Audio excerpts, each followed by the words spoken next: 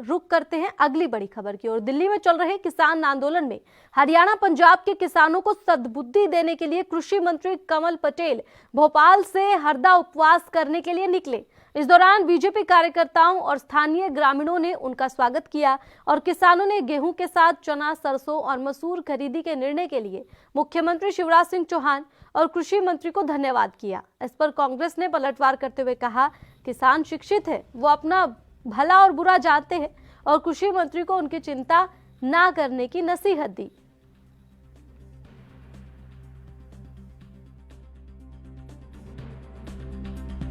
उठाई गई। शुरू में आपने कहा कि वो ट्वीट इंटरनेशनल सेलिब्रिटीज का आ गया, तो उस पर हिंदुस्तान के सेलिब्रिटीज जो कि पिछलग्गू हैं इस केंद्र की मोदी सरकार के, उनसे दबाव डाल के ट्वीट कराए गए हैं।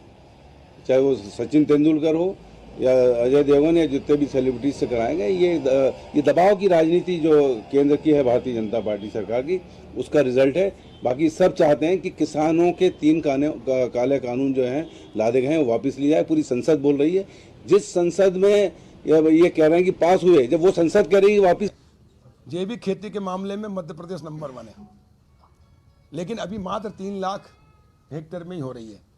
मैंने कृषि मंत्री बनते से, चूंकि मैं किसान का बेटा हूँ, मैं व्यवहारिक हूँ, प्रैक्टिकल आदमी हूँ, जहाँ जहाँ किसान को आवश्यकता होती है वो परिवर्तन करता हूँ। आज जब मैं सरकार में हूँ, मंत्री हूँ, तो परिवर्तन कर सकता हूँ। हमने करा है। हमारे कृषि विज्ञान केंद्र और विश्वविद्यालय, कृषि विश्वविद्यालय 2 और बाकी कृषि विज्ञान केंद्र हर जिले में, ये अभी तक औपचारिक काम करते थे। हमने कहा व्यवहारिक बनिए और प्रैक्टिकल। जिस प्रकार हॉस्पिटल में ओपीडी होती है, मरीज जाता है, सबसे पहले एक डॉक्टर देखता है कि हाँ नाक कान गले वाला इसके पास जाइए, उसके पास जाइए दवाई, इसी प्रकार अब कृषि ओपीडी होगी कृषि विज्ञान केंद्र में, विश्वविद्यालय में। और इस खबर पर ज्यादा जानकारी देने के लिए शैलेंद्र हमारे साथ जुड़ गए हैं। शैलेंद्र, सबसे पहले अपडेट आपसे चाहेंगे।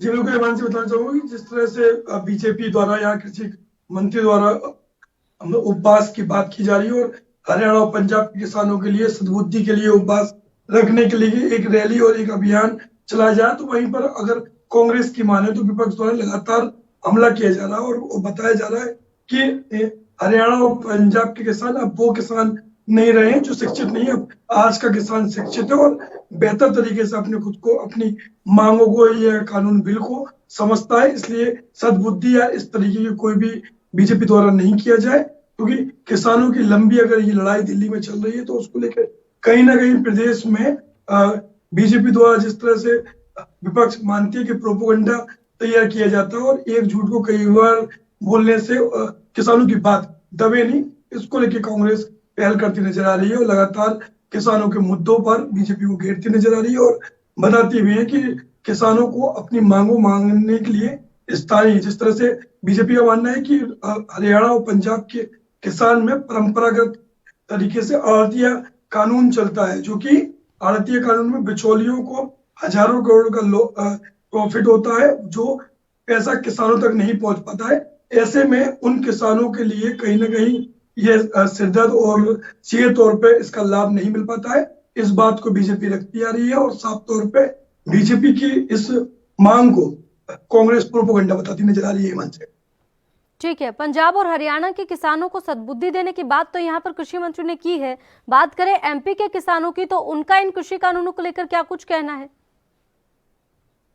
देखिए मानसी, अभी अगर एमपी किसानों की हम बात करें तो लगातार जो बीजेपी समर्थक किसान संगठन है वो निश्चित ही साथ में आके समर्थन देते नजर आ रहे हैं। और वहीं दूसरी ओर अगर हम बात करें तो ऐसे जमीनी स्तर के जो किसान है जो वाकई नहीं आ पाते हैं, उनके लिए वर्तमान में अभी अगर वो अपना कोई भी अपना खाद्यान्न बेचते हैं मंडी में, तो वर्तमान में 5% का मंडी टैक्स उनको देना पड़ रहा है और लगातार बिचौलियों का उनको समर्थन भी लेना पड़ रहा है। और यहाँ सरकार भले ही दावा करती है कि उनको ये समर्थन मूल्य दिया जाएगा और गेहूं खरीद के बाद चना सरसों की फसलों को भी रजिस्ट्रेशन किया जाएगा, लेकिन उन किसानों को अभी भी लाभ की हम बात करें तो अभी ऐसा लाभ उनके नजरिए से हमने कई जिलों के ग्रामीणों को से बात की, उनसे समझने की कोशिश की कि उनको किस तरीके से कानून को देखते नजर आ रहे हैं। तो ये मीडिया में या चैनल में या तमाम जो जगह का प्रोपोगंडा चल रहा था उसमें किसान जरूर खुश नजर आ रहा है, लेकिन जमीनी स्तर का किसान आज भी, चाहे वह दूसरी सैकड़ों योजनाओं हो सरकार की, केंद्र की या राज्य की, उनमें भी वो ठगा महसूस करता है। और वहीं साथ ही साथ अगर इस समर्थन मूल्य की हम बात करें तो यहाँ पर किसानों के पास बिचौलियों का अभी भी, चाहे वह कार्यकर्ता के रूप में हो, सरकार के लोग हों या जिम्मेदार लोग हैं, वो सीधे तौर पे अपने आप को ठगा महसूस नजर आते हैं। बिल्कुल, किसान तो किसान है, चाहे हरियाणा का हो, चाहे पंजाब का हो, चाहे मध्य प्रदेश का हो। और किसान जब अपने आप को ठगा महसूस कर रहा है तो अपने हक की लड़ाई लड़ रहा है। ऐसे में उनको सद्बुद्धि देने की बात तो उठती ही नहीं, क्योंकि किसान भी तो लगातार कह रहे हैं कि सरकार को सद्बुद्धि मिल जाए। निश्चित ही हिमांशी, यहाँ पर दर्जनों से ऊपर किसानों ने अपनी जान गंवा दी है और इस एजेंडे को लेकर दिल्ली में लगातार वो मांग उठाते नजर आ रहे हैं। मुद्दा विरमित वाला है कि उनकी जो मांगे हैं सही प्लेटफॉर्म पे, सही जगह से नहीं आने के चलते और प्रोपेगेंडा के तहत अगर उनको आड़तिया कानून समाप्त करने की बात करते हैं और ये बीजेपी कृषि कानून में कृषि मंत्री कमल पटेल दावा करते हैं कि वो ऐसे बिचौलिए लोग हैं जो सैकड़ों करोड़ रुपए कमा के उन किसानों को समर्थन दे रहे हैं। वो कहीं ना कहीं उपद्रवियों और तमाम ऐसी संज्ञा दे रहे हैं। अगर दिल्ली के झंडे की बात करें तो वहां पर भी किसानों द्वारा जिस तरह से झंडा फैला गया, तो वो कहीं ना कहीं उनको किसान मानते हो उपद्रवी समझ रहे हैं। प्रोपोगंडा के तहत समर्थन मूल्य की बात प्रदेश में हो रही है। तो इन तमाम मुद्दों पे अगर तकनीकी तरीके से अगर विचार किया जाए तो किसानों तक जो बाकी 1-2 एकड़ या आधे एकड़ के जो जमीनी किसान है, तो उन तक चीजें पहुंचने के लिए, समर्थन मूल्य पहुंचने के लिए आज भी मंडी कानून हावी है।